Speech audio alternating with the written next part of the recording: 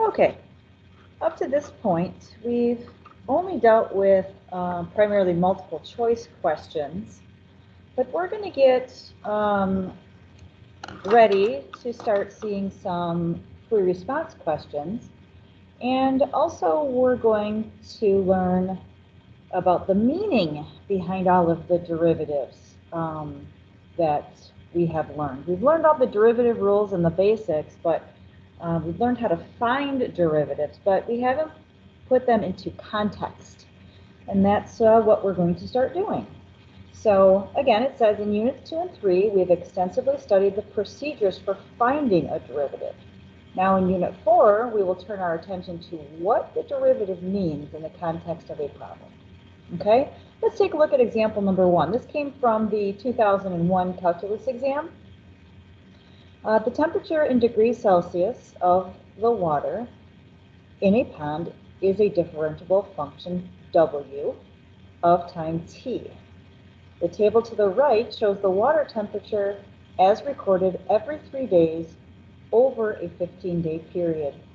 Use the data table. They love tables, don't they? Use the data table. Use the data from the table to find an approximation of W prime of 12. Show the computation that leads to your answer. Okay, so W prime of 12. What is that? I know it's the first derivative at t equals 12 days. Would that be 22? No. 22 is W of 12. That's the output, but it's not the derivative. It's not the instantaneous rate of change. So how can we approximate the instantaneous rate of change? In other words, how can we approximate the slope of the tangent line? Well, again, we don't have a function here, we just have a table. So if you recall, we had instantaneous rate of change and we had average rate of change. So if we could get our average rate of change close, we could approximate the instantaneous rate of change. So average rate of change was the slope between 2 points. And we were calling it the slope of the secant line. That's what we call it in algebra. In calculus, the average rate of change. So in your story problems, average rate of change and instantaneous rate of change are the terms you should use. You shouldn't use slope of the secant line, slope of the tangent line. You have to use calculus definitions, calculus vocabulary, okay? So anyway, getting back to the problem, how can we approximate the instantaneous rate of change at 12 days? Well, if we can get an average rate of change around that time, approximate it. So what we're going to do is we are going to approximate by using the values, the 2 points on either side of 12. So that would be 24 minus 21, change in our y's, over change in our x's, 9 minus 15. So, not equals. No, we can say, as long as you use the approximation sign here, so I suppose we could say equals. Equals, that would be -1/2. So that would be negative, well, that would be a 3 over -6, which is -1/2. It says indicate units of measure. So we have degrees Celsius and days. So it's degrees Celsius per day.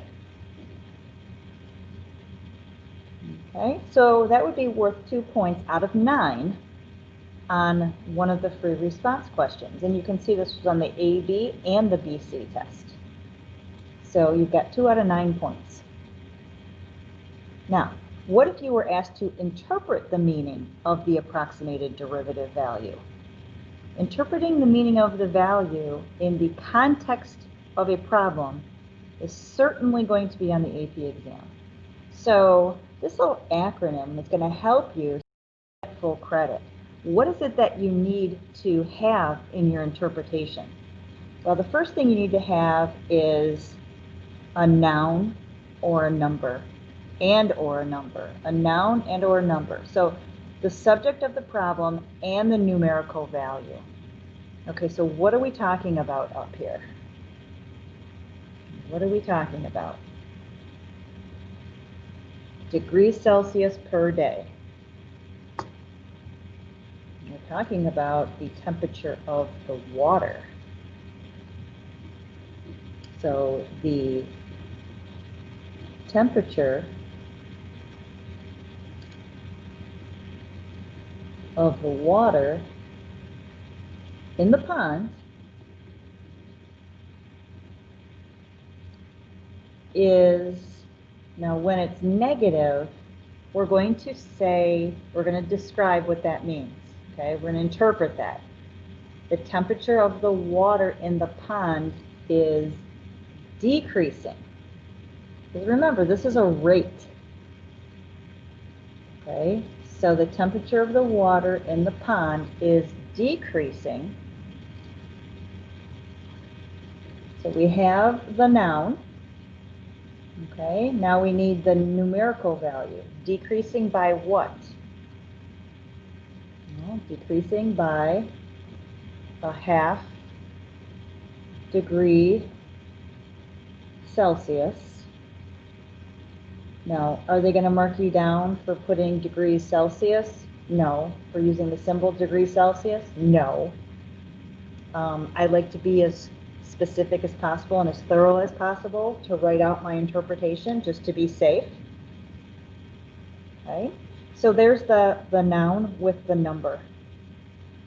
Okay, and then do we have the units? 1/2 degree Celsius. Well, it's not just Celsius, it's Celsius per day. Okay, so let's do this. Let's say this is the noun, which is all of this,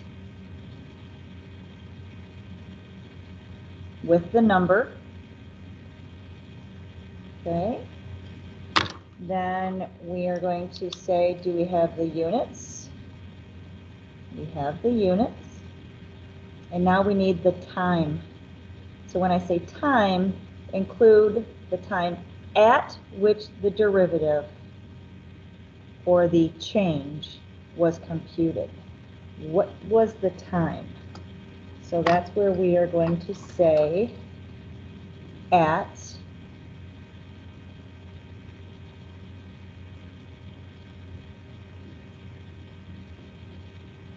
the 12th day. So what color do we want to use for that? Oh, let's say green. Oh, that kind of looks like green already. So why don't we just use black? Okay. So make sure you have those 3 things in your interpretation. Okay? All right. So next one is a calculator problem. Okay.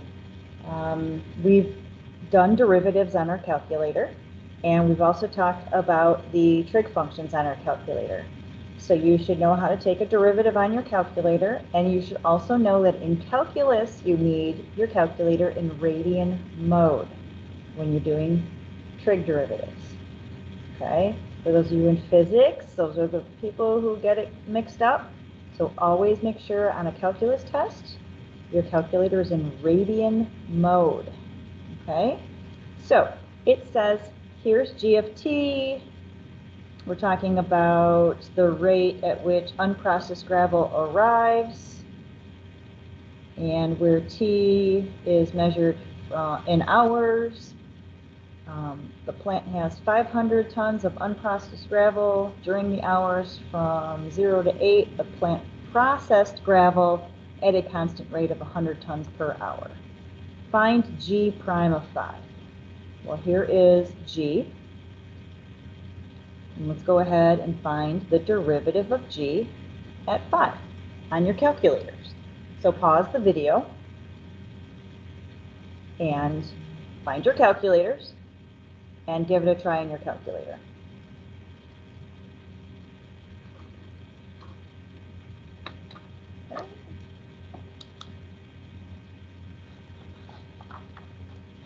All right, so when you're using a calculator, the rule for your answer has to be 3 or more decimal places.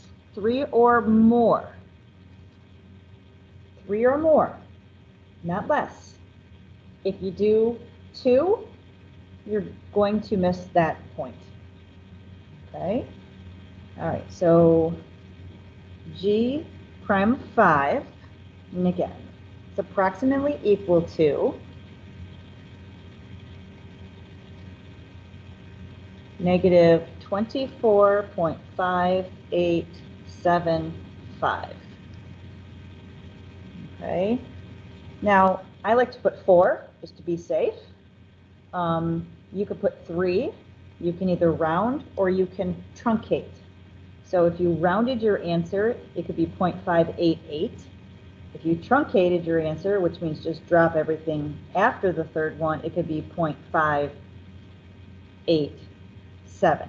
I'm just going to keep it as 0.5875. Just to be safe, I'm going to go 4 decimal places. You do not get marked down for doing more. Okay? All right, so it says use the correct units and interpret your answer. So what is the unit for this? Well, G is a rate in tons per hour. G is a rate in tons per hour. So if you take its derivative up here, W was in degrees Celsius, and its derivative was degrees Celsius per day.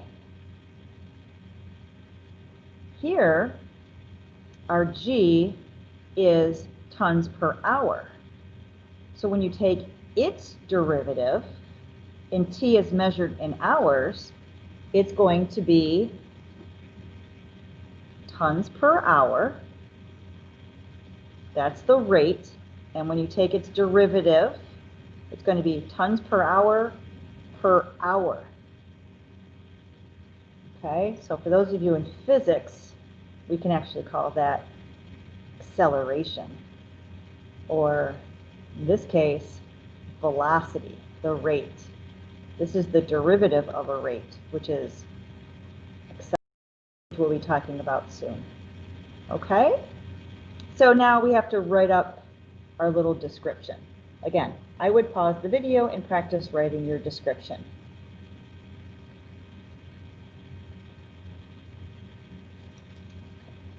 So what are we talking about? We're talking about the rate at which the gravel is arriving at the plant. Not just the rate, but be specific. The rate at which the gravel is arriving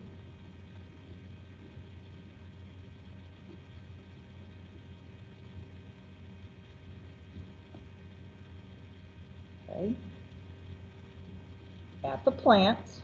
Now, if you just said the gravel's arriving, I'm sure you're fine. But again, this is for college credit, so the more thorough you can be, the better your score might be, okay?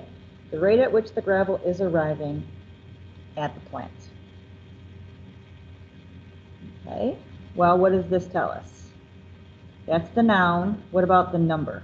The noun and the number. So this negative tells us that the rate is decreasing by 24.5875 in tons per hour. You can write tons per hour squared. A lot of the scoring guides, it will say tons per hour. So either way. And now our time.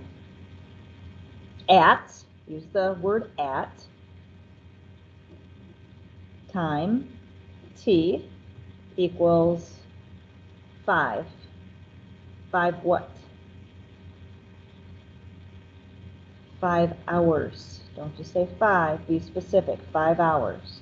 So up here you could have said at time T equals 12 days. But at the 12th day is good as well. Okay? All right, last one. Why don't you go ahead and give it a try yourself? Pause the video and come on back.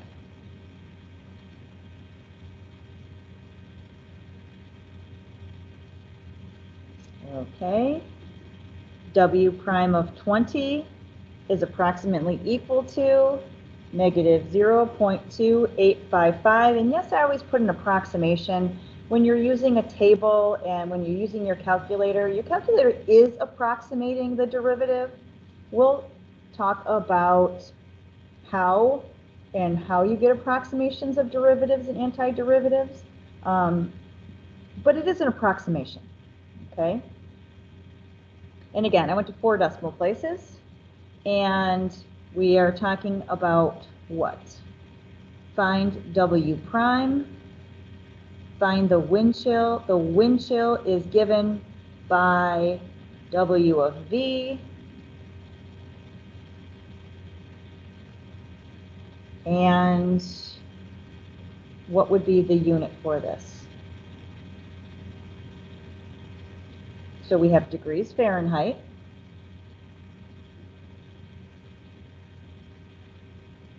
Per what?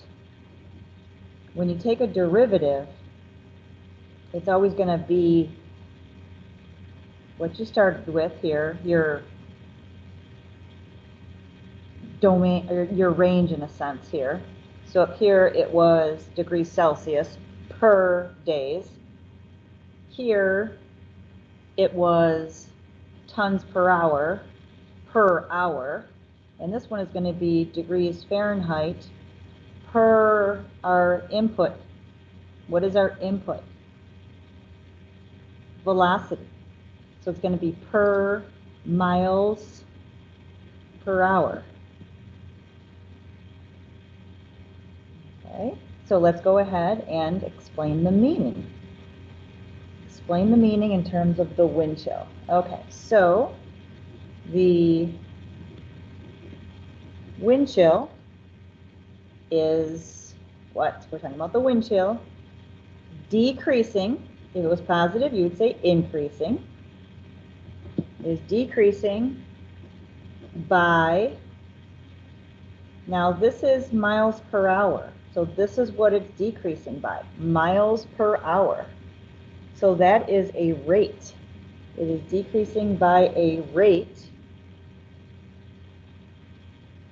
And it's a derivative. So all derivatives are rates. Even the second derivative is a rate. So decreasing by a rate of 0.2855. Let me squeeze that in here. Degrees Fahrenheit per miles per hour. So there is our noun, there is our number, there is the units. Now at what? At the velocity. Again, that's our input.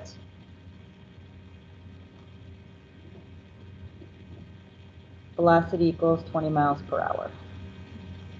So that one was a little bit different with the units. See if you can go through and figure out the units and how they are computed. Again, one more time. We started with the derivative of W is degrees per days. Okay, and this one, G of T. G of T is measured in tons per hour. So tons per hour per what your input is, which is time per hour. And then this one right here, our W. Okay, what was our W? Our W was wind chill, so degrees Fahrenheit. Degrees Fahrenheit per What's the unit of your input? The unit of your input is miles per hour, so it's degrees Fahrenheit per miles per hour. And that's the start of the interpretation of a derivative.